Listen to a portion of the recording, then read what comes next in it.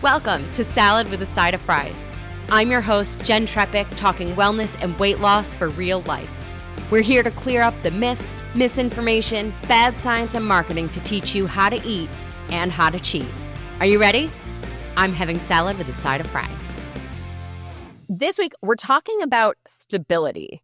And I mean stability as in balance, like physical balance, not balance in our food choices or balance between work and life or any other time or way in our lives these days we use the word balance. I mean physical balance or stability, the ability to remain upright, to not fall over, to catch ourselves from falling. And I believe this is so foundationally important for health, and yet I believe it is way too overlooked when we talk about physical fitness. And I admit, even in early episodes of this podcast and earlier in my years of health coaching and lifestyle coaching, we would say there are three components of a fitness routine: cardio, strength, and flexibility. Now, almost 20 years later, the last couple years, I say there are four components: cardio, strength, flexibility, and stability or balance. RJ, can I ask you a question? Go for it. If you had to guess in a year, how many Americans end up in the emergency room because of a fall, what would you say? Oh my gosh. I train fighters for a living, so it happens so much. It's insane. It's insane how people neglect the intrinsic muscles in your feet and their tendon stiffness and elasticity. They have no idea how conducive that is to just general joint health, up the kinetic chain. Yeah. You know? So if you had to guess, how many Americans end up at the emergency room because of a fall in a year? A lot. How many Americans in a year? Mm-hmm. It's at least 1 million. 3 million. It is the leading cause of injury and injury-related death for people over 65. Do you have a statistic on like athletes in general? No, we'd have to look it up. Oh, okay. I don't know. It would be, an interesting rabbit hole for sure. I mean, certainly athletes, this is going to happen less than the average person, and we'll talk more about that in a second. But if you go back to our episode with Dr. John Neustadt about bone density and the problem with bone density scans, we talked a little bit about some of this. And he said, and by the way, this was late 2023. So at that time, he said every 30 seconds somewhere in the world, somebody with osteoporosis is breaking a bone, right? He also said, if you have osteoporosis and fracture a hip, there's a 36% chance that you're going to be dead within a year. And your risk of dying is elevated for up to 10 years after that. What this translates to, in my mind, is that our ability to keep ourselves from falling is paramount to longevity. And the beautiful thing is that what we do to build and maintain balance and stability also supports longevity in other ways beyond just preventing falling.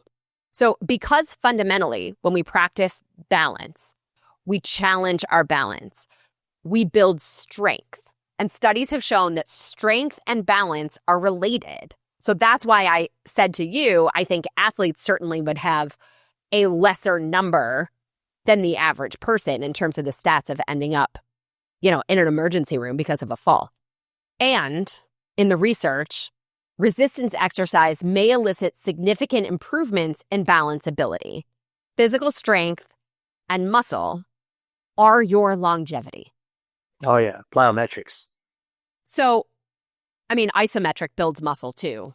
So, that also, yeah. So the piece here is that building muscle, resistance exercise, helps support strength and balance, right? These two things are related. Balance and stability is really what we need to prevent these falls, right? In addition to the muscle. So I'm sure some of you are going, but really, right?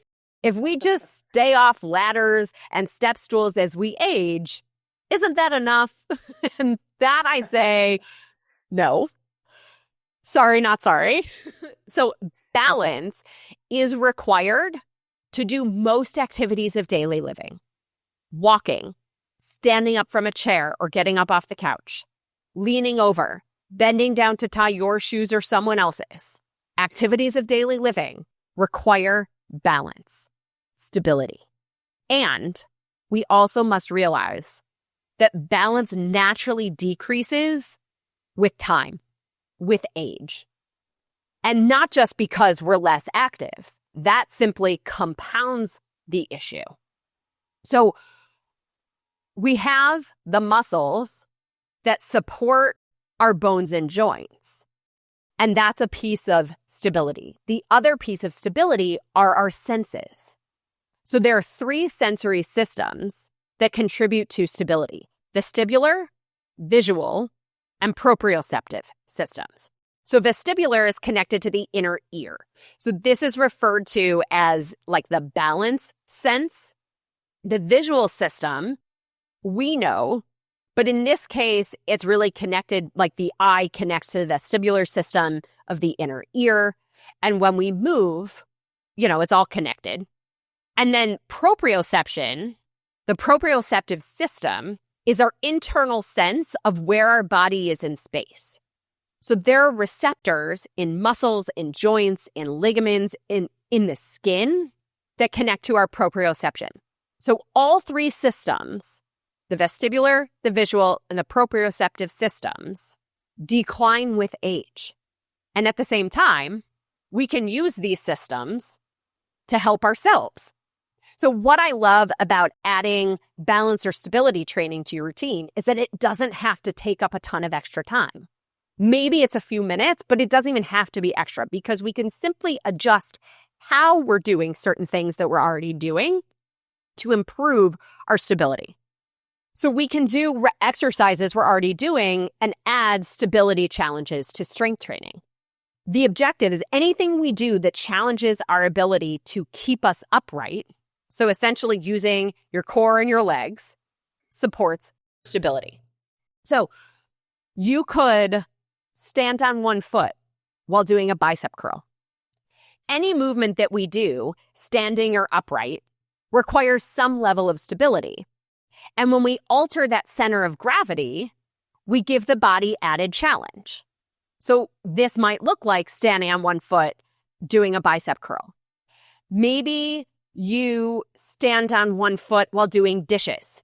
Now, I will say the caveat to that is make sure that we don't lock out the knee of the standing leg and make sure that you're not sinking into that standing hip. But you could stand on one leg while you're doing anything.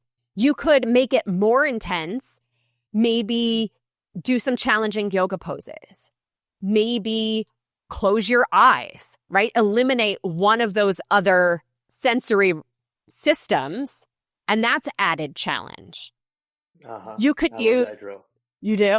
You could use, like in gyms, they have the half Bosu thing or a balance board. Bosu ball. Yep. Well, but the half one that people will use for balance. And the thing that I say on that is work with a professional if you're using it. I see a lot of people kind of going a little overboard on those. So work with a professional on those. Surfing on it while they're doing their battle ropes. Exactly. And I don't know, that's not necessarily what we need. That can even create injury. I don't know how conducive Yeah. Even doing a reverse lunge, right? Standing on one foot and stepping backward works our stability. You could walk around your house like you're on a tightrope where your heel is going directly in front of the toe of the other foot and walking like you're on a tightrope. That challenges our stability.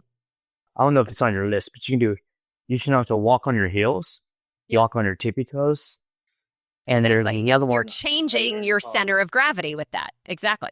Yeah. There's another one called heel toe walk where you start on your heel, you roll onto the ball of your foot, and then you tippy toe, and you just keep walking like that. Yes. And what you're doing with that is the ankle and every tendon, ligament, bone in your foot is getting use and practice and staying malleable, doing and moving as they're supposed to. You could not use your hands and stand up from a chair or get up off the ground. Again, no hands. Tai Chi also works balance and stability. Over time, to make it more challenging, you can hold various positions for longer. You could add more movement while you're holding one leg in the air. Or like we said before, close your eyes while you're doing something. If you start by doing these moves and you're holding onto a chair or the wall, over time, do it without that extra support. In general, we do want to strengthen the entire body to improve balance. Core, legs, glutes, back. Now, experts will say your arm strength doesn't support balance, but in my world, I believe that strengthening our arms can help in the case of falling, because if we can catch ourselves without breaking a bone in the upper body, that would be helpful. So I'm a fan of the entire body, but especially when it comes to that stability piece, core, legs, glutes, back, ankles, feet. The more muscle we have to support the joints and bones, the better off we're going to be. Yeah, because if you fall back and you catch yourself, you can pop your shoulder out of its socket if it's not strong enough. Exactly. Like if it hasn't been, trained. Right. Now, in an ideal scenario, we're not catching ourselves entirely with our upper body, which is, I think, the theory behind doing all of the other pieces. And I am with you. It makes sense to work everything so that in that scenario, we're safe or safer than the alternative. And you can Google or use YouTube to find stability exercises for every level. If you go to group fitness classes, mention it to the instructor that you want to work on stability. If you have a trainer, mention it. Because if it's not on their radar already, if it's not part of how they're programming your workout, I'm choosing my words carefully. I'm just going to say it must be part of it. Say something to ensure that it is. Yeah, because I'm not sure how good of a coach I am, but I play this little game for a warm-up with my clients. It's like, especially with the group class, because they're older women. And I'll say, find something to hold on to, stand on one foot, close your eyes, and they'll say, all right, everybody, ready? 30 seconds, let go. And as soon as you're about to fall, open your eyes and then look around before you even rely on using your hands. And they love it. It's fun for them. And you can try that at home without needing any equipment or doing anything. You could do it while you're waiting for something else to happen. So there you have it, friends. Stability is the fourth pillar of proper movement, fitness, activity routines. Well, as always, everybody, I'm Jenn Trepeck, your health coach and host. Connect with me on Instagram or all social media. I'm at Jenn Trepeck, JennTrepeck. Website is asaladwithasideofries.com. Pick your platform, send a message. Like RJ, who joined us this week. I love hearing from you, so please send a message. This is also the easiest way to learn more about working with me as your health coach. And RJ, thank you again for joining me. Thank you for having me. This was awesome. I learned a lot. Oh, I'm so glad. And of course, everybody, if you are not already a member, I invite you to the Happy Healthy Hub. You'll go to asaladwithasideofries.com/membership. This shows your support for this podcast, this community, and most importantly, it supports your health. On top of the 24/7 Ask Me Anything, community chat, discounts, curated content, interview episodes, and full video, you'll get this week's recipe for the cauliflower rice with pistachio chicken. Well, friends, that's it for today's episode of Salad with a Side of Fries. Congratulations for making yourself and your health a priority. Thanks so much for joining us. Be sure to click subscribe or follow on your favorite podcast platform. Share us with a friend, and we'll be back next week. Always remember, you deserve it, and you are worth it. Happy healthy.